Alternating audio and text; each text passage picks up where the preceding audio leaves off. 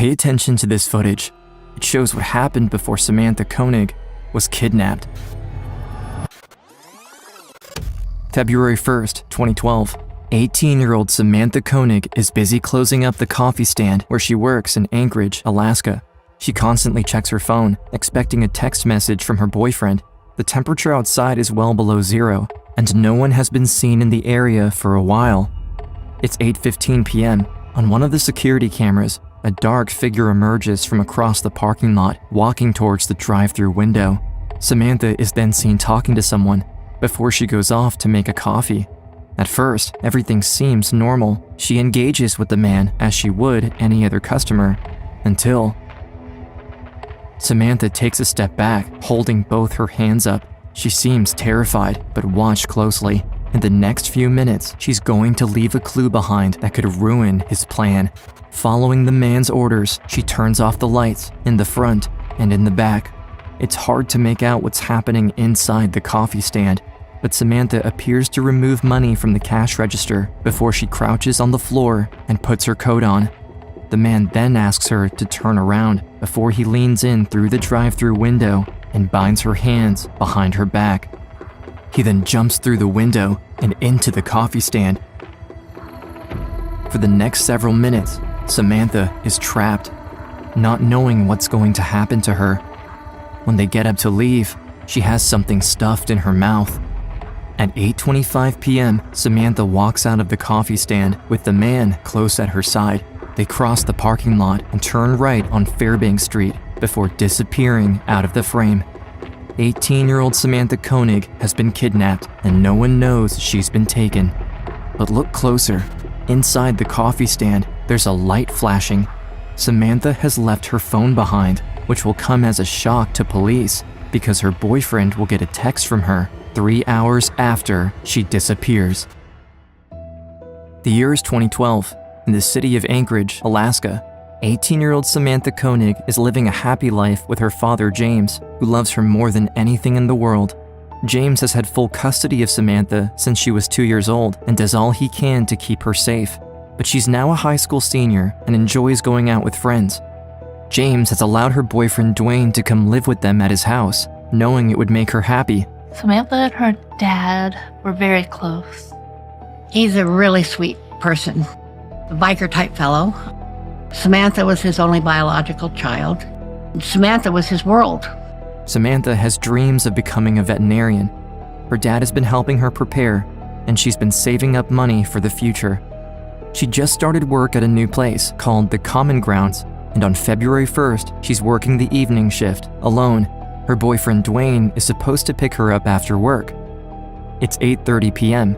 Dwayne arrives late at the coffee stand and finds all the lights are off and the place is empty. He tries calling Samantha's cell phone multiple times but gets no answer. Because he was late, Dwayne thinks Samantha simply got a lift from someone else, so he decides to go home and wait for her there. It's 11:30 p.m., 3 hours later, when Dwayne finally gets a text back from Samantha, but the message only confuses him further. She writes, "I know what you did. I'm going to spend a couple of days with friends. Need time to think, plan. Acting weird. Let my dad know." Dwayne is shocked. He doesn't understand what he could have done that would make her angry. He shares the message with James, Samantha's dad, who immediately thinks, this doesn't sound like Samantha. It's 3 a.m. Dwayne is unable to sleep. He waits on the porch outside, hoping Samantha will come home when he sees a dark figure rummaging through his truck. Dwayne shouts out to the person and runs inside to get James. But when they get back outside, the figure is already gone. February 2nd, at 12:39 p.m., the Anchorage Police Department receives this 911 call. 911, what is the location of the emergency? I am at Common Grounds Espresso on Old Stewart Tudor. My daughter works at the Common Grounds Espresso. She's been missing since she got off work last night. What's your daughter's name? Samantha Tesla Koenig. That officer's in your way. But before we continue, a quick thank you to today's sponsor, Aura. Support from partners like Aura helps us bring you more of the stories featured here on Unseen. If you've ever looked for your name online, you might have stumbled on your phone number, address, or even private information like your social security number, Online, data brokers spend hours trying to steal your personal records. And although there are laws protecting us in the real world, there's almost nothing stopping digital predators. For us at Unseen, going off-grid isn't an option when you're content creators, and it's not realistic for anyone who needs to function in the modern world. That's why we recommend Aura, the all-in-one identity protection service that helps you fight back. With Aura, you'll get comprehensive protection against viruses, ransomware, and phishing attacks. Their US-based fraud experts are always ready to help, 24/7, taking care of all the steps needed to rid the internet of your private information. On top of that, you'll get real-time fraud alerts for credit and banking, a secure VPN, an antivirus, a password manager, and more in one simple app. Don't leave yourself vulnerable. Click the link in our description at aura.com/unseen to get a 14-day free trial of Aura and start getting your information scrubbed off these data broker sites today. Thanks again to Aura for sponsoring this video. And now, back to the case of Samantha. Officer Kevin M. is the first to arrive at the scene. Got a call towards the end of the shift about a possible abduction from a barista at a coffee shop. I get there and talk to the barista's father and her boyfriend. I was concerned when he showed up at 8:15 to pick her up and she wasn't here. So I'm trying to put all this together. I have a father and boyfriend who say that a girl didn't come home. You get this weird text, and now somebody's rummaging through her truck, but they didn't call the police. That would be the most logical thing in my mind. In her truck? Yes, sir. At home? Yeah. Any reason we didn't report it? I just figured that she just had someone go get something out of her truck. I'm thinking maybe she's got another boyfriend somewhere and she didn't want to come home. I don't know if this is truly an abduction, but we still have to investigate it as if it was. When Officer M turns his attention to the coffee stand, he talks to the barista who had opened the shop that morning. It basically looked like someone just literally walked out of their shift. I started kind of noticing a little bit more things. I looked in my register, looked for the money that goes in my register. It was gone. Then I looked in our deposit bags. They were all gone. Several officers were at the scene. We searched the coffee stand, collecting evidence. I worked and worked and worked, trying to find evidence of any kind inside that coffee hut. Not only did I not find anything, there was no sign of struggle. But everything changes when they get their hands on the security footage. Detectives cue the tapes to 8 p.m., around the time Samantha was supposed to get off work. Right away, they can see she's alone, cleaning and wiping things down. At 8:15 p.m., a man approaches on foot and walks up to the drive-through window. Samantha goes to greet the man and starts making a coffee. Several times, she is seen engaging with him. At one point, she turns towards the window and she reacts. Samantha recoils and puts her hands up. Detectives are convinced the man is pointing a gun at her. She then walks across the coffee stand and turns the lights off. The officers watching the footage then see her go to the cash register and remove the money. She puts her coat on and drops to the floor so he can bind her hands together. Detectives have no idea what the man looks like as he's completely out of the frame until Samantha moves away from the window. And he jumps through the window. In like almost one leap, he just comes into the window. At that point, it almost seems like things calm down.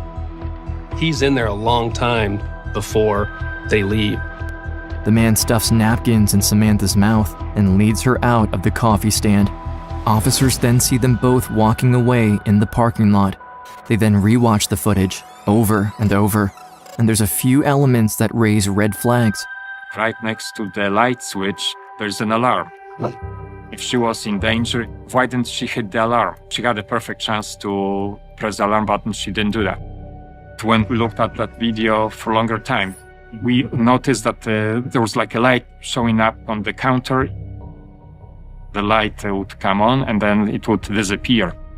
This is Samantha's phone, ringing every time Dwayne called her the night she was kidnapped. The problem is, Dwayne received this text message at 11:30 p.m. from Samantha's phone. Investigators fast forward the footage until they see movement at 11:26 p.m. The person came to the coffee stand. That person was wearing a headlight. The man came back specifically to get Samantha's phone, and left. That also coincided with the fact that the first texts from Samantha's phone came at 11:30 p.m. The suspect then sent a misleading text message to Samantha's boyfriend to delay someone calling the police as much as he could. This new development is terrifying. Where was Samantha while the man came back? Was she tied up in his car, held captive somewhere? Or worse?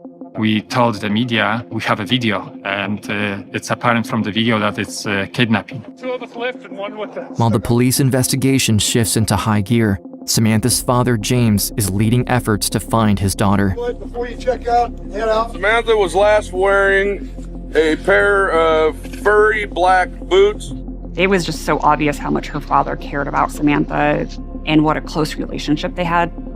James was devastated that his daughter was missing, and he had no idea where she was or what had happened to her. I don't know if my daughter's being fed, taken care of, if she's still alive, if she's getting any sleep.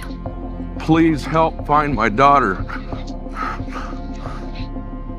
The city of Anchorage was on heightened alert. For it to actually happen so out of the blue, I mean, it's scary. I can't believe this happened here in Anchorage.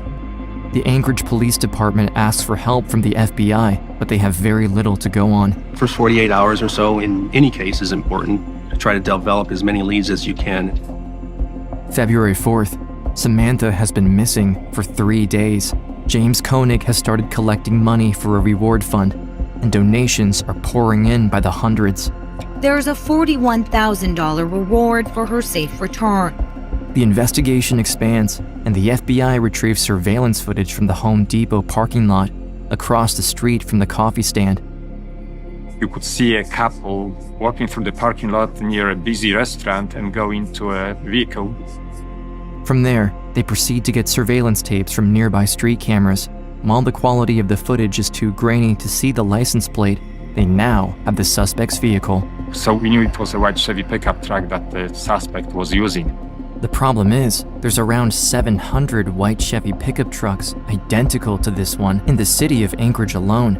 Days pass, and while investigators follow up on every lead, they're no closer to finding Samantha. Days soon turn into weeks. James refuses to stand by idly while his daughter is still out there, so he takes to social media and publicizes Samantha's disappearance. Right now, we're probably getting 2 or 3 tips a day. Whether they're helpful or not, I really can't decide. I don't know what avenue the police are taking in the investigation. There were, of course, trolls, like there is in any social media. There were people that had their own view that she wasn't actually missing. People can be so cruel. I got to keep my spirits up and know that my heart still feels her and she's okay. And James Koenig pretty much called me daily. Slav, do you have anything new for me? Slav, is there anything we could do? Of course, I had a lot of sympathy for him. I'm a police officer, but I'm also a father. My daughter at the time was working in a coffee stand. You know, if it happened to Samantha, it could happen to somebody else. It's February 24th. Samantha has been missing for 23 days. James is out having a meeting at a restaurant with the search party team when Samantha's boyfriend, Dwayne, gets a text. His face goes sheet white. He hurries over to James and shows him the text. A text from Samantha's phone under a picture at Connor's Park, Ain't She Purty. James and his family rush over to Connor Park, where there's a bulletin board. Underneath a picture of a dog named Albert, there's a Ziploc bag. Inside is a folded sheet of paper. It's the first big break that happened in the case since obtaining some video evidence 3 weeks earlier. The letter is a ransom note written with a typewriter. The note confirms that Samantha is alive. In the note, he is telling us that once he collects $30,000 in 6 months to a year, then he will give information potentially where Samantha's at. There's a debit card number linked to Samantha's bank account where the funds should be deposited. Along with the ransom note, there's a photo of a young woman. She's naked, she's bound, her hair is braided, she's got duct tape over her mouth. The picture is a proof of life. showing a woman next to a newspaper from February 23rd. I contacted James Koenig if it was really his daughter. I knew that it was going to be heartbreaking for him to see that photo. It was just me and James Koenig in the interview room, and I put the photo in front of him. He stared at it for a long time, and then he said, "Yes, it is Samantha in the photo." When James learns about the ransom, he immediately tells Sergeant Markievich to use money from the reward fund. That same day, $5,000 is deposited into the account. We had a trace basically on the card so that if the card was used, we would be notified. However, it was a 10-minute delay in being notified. And 10 minutes in Anchorage at midnight, you can drive out of town. The city of Anchorage has about 500 ATM machines, making it impossible for them to monitor every single one. That night, the FBI gets a signal that Samantha's card has been used. Our officers rushed to the scene, but the suspect is gone. But what they do have is surveillance footage from the ATM. The suspect is wearing a mask, so they can't see any facial features. He has his hood up, is wearing goggles, and has on a big puffy jacket with the words Marine Corps on the back. But the most interesting part is the Nissan SUV the man is seen driving away in. This only confuses investigators further. Because the suspect could only withdraw the cash limit of $500, authorities are counting on him making another withdrawal. The FBI calls for backup and sends agents to every single publicly accessible ATM machine in the city of Anchorage. But the next time he uses the card is on March 7th in Wilcox, Arizona, over 4,000 miles away. The FBI contacts authorities in Arizona, but because of the 10-minute delay, the suspect is already gone. When they receive the footage from the ATM, investigators see the same man hiding his identity, but the car he's driving is now a white Ford Focus. That ATM withdrawal happens on March 7th. There's another one that day in Lordsburg, New Mexico. On March 10th, there's a withdrawal made in Humble, Texas. And then the next day, there's another withdrawal in Shepherd, Texas. During this whole time, we're asking ourselves, is Samantha with this individual? Is she in the vehicle? The FBI gets in touch with the Texas Rangers, and agents issue an alert to be on the lookout for a white Ford Focus. I get in my patrol car, just take off patrolling. I look to my right, and the first thing I look at is a white Ford Focus. So I called the Ranger. We dropped everything we were doing then, and we told Ryan, do not lose that car. While FBI agents are on their way, State Trooper Brian Henry follows the white Ford Focus from a distance. We got to get probable cause to get him stopped, so try to get in position to get him speeding or find another traffic violation. The white Ford Focus is two vehicles in front of me. It accelerated rapidly. So I said, well, hang on a minute, he might be speeding. Checked him with radar, he was running 58 and 55. Trooper Henry activates his lights. The car pulls into a local restaurant. As I walked up, I did realize we might be dealing with a kidnapping suspect. As he approaches the vehicle, he looks in the back seat, hoping to find Samantha, but the driver is alone. However, he knows there's still a chance she could be in the trunk. I kind of paused and looked through the window to see if I could see his hands. How you doing? Good. I'm a Tyler Grove. Reason we stopped is I kind of down there looking around. Where are you from? I'm from Alaska.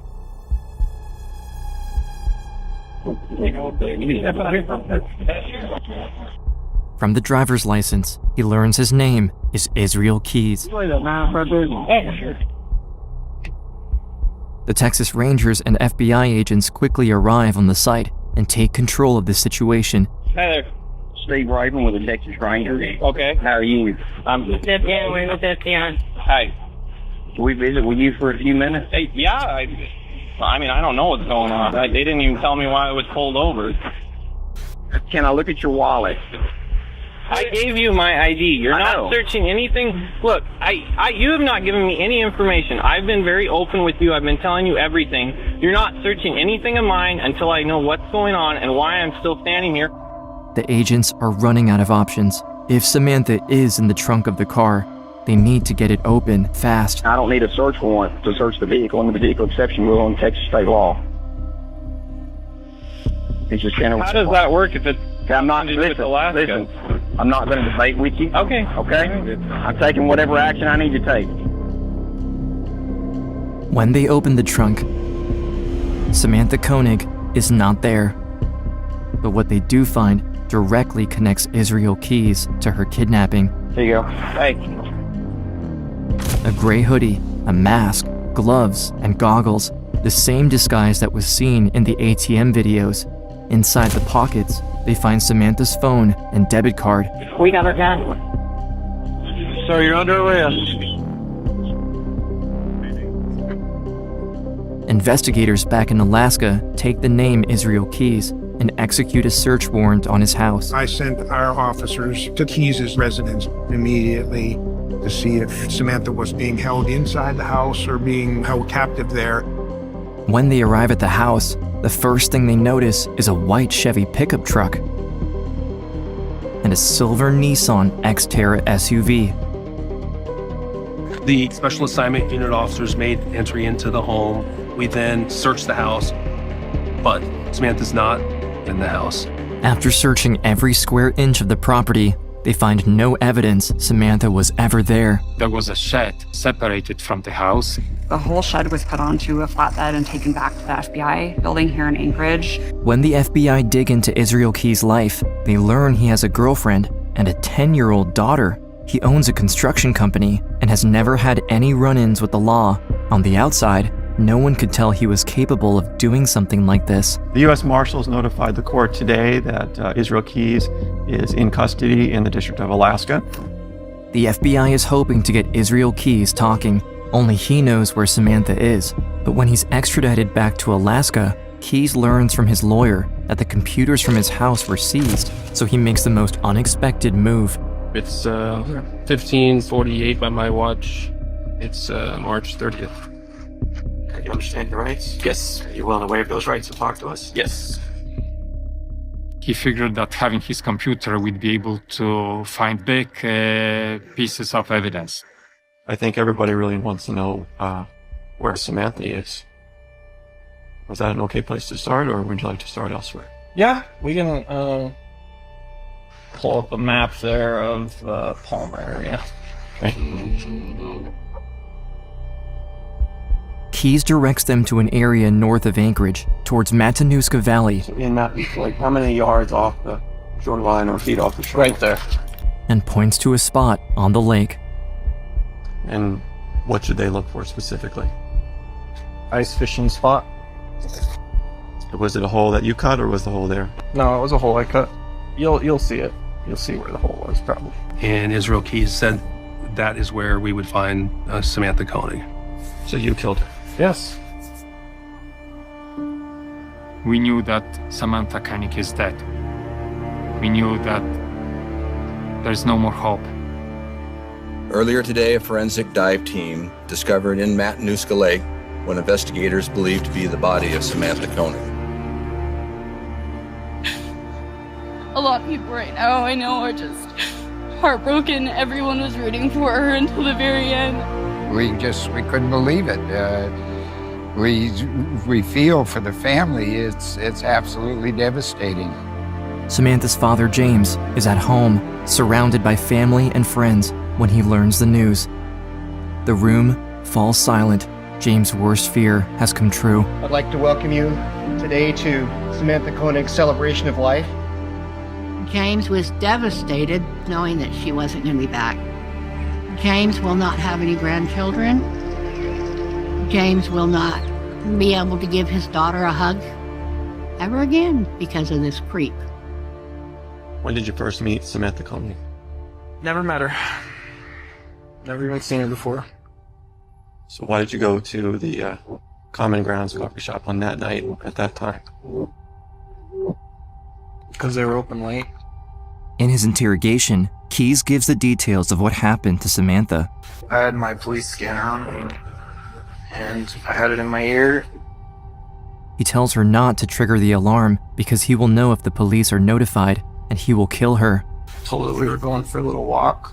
We were only about 100 feet from the coffee stand, maybe 200 feet. And she tried to get away.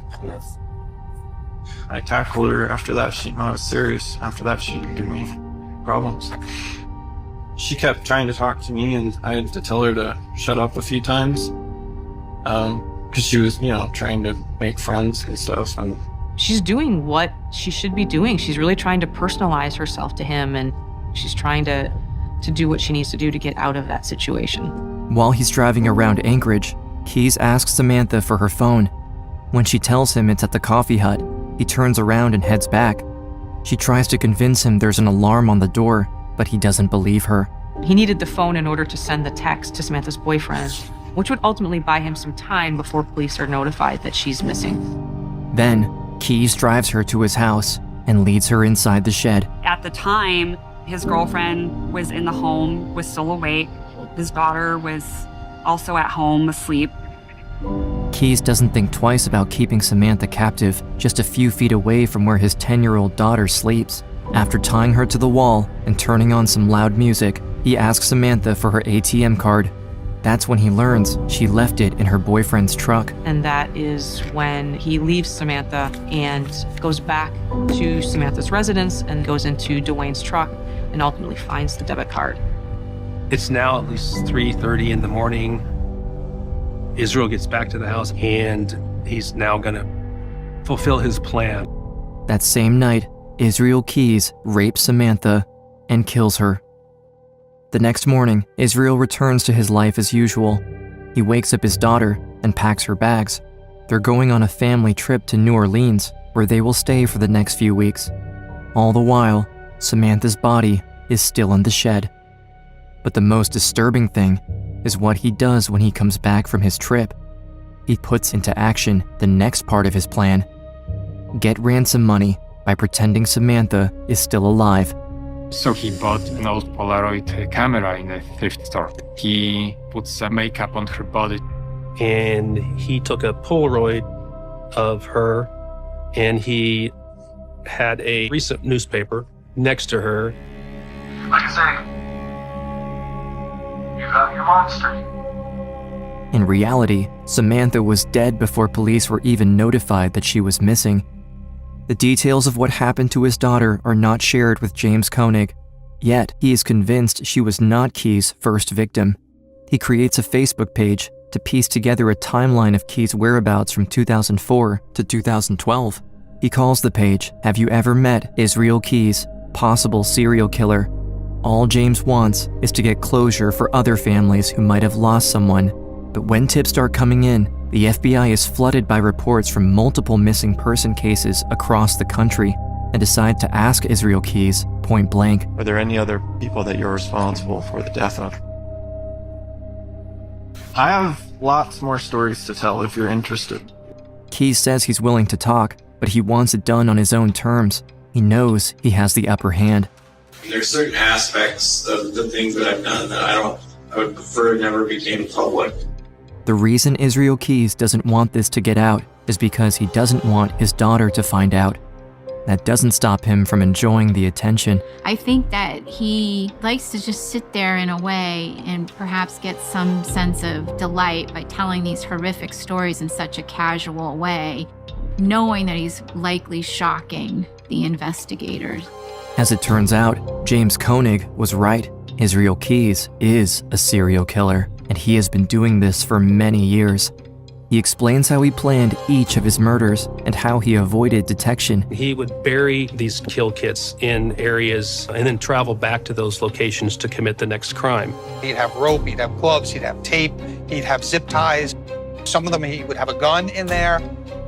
Keyes may be talking, but investigators are struggling to get the names of each one of his victims.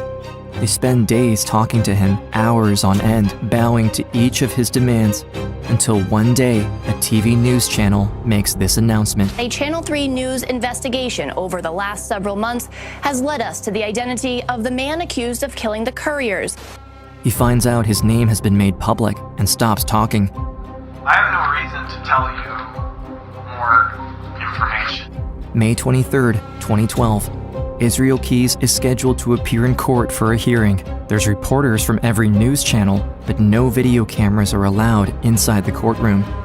James Koenig and his family are there. I was expecting it to be super quick, literally 1 or 2 word answers of, do you say you're innocent or guilty? And it turned into something else.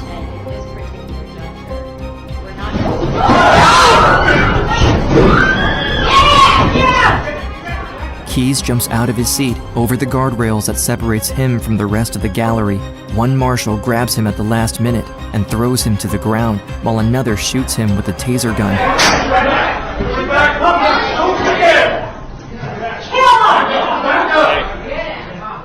Without making a sound, Keys jumped the railing where family and friends of Samantha Koenig were seated together. James Koenig, Samantha's father, declined to comment outside the courtroom. The next day, I interviewed Israel. What's changed since yesterday? More tips. November 29th. Investigators only have 2 names, but Keys refuses to cooperate further. After 40 hours of questioning over the course of 8 months, Israel Keys shuts down. 3 days later, a prison guard does a routine check of Keys' cell and stumbles upon a shocking scene. Federal inmate Israel Keys was found dead in his jail cell. A lot of people were glad he was dead.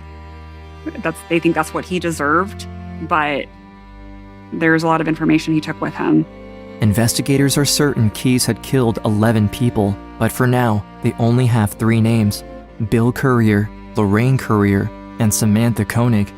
However, Special Agent Kat Nelson is convinced more cases will be solved, and she continues to work so that the families of his victims can finally get closure. It won't be easy by any means, and it may take a long time, but I'll never give up trying.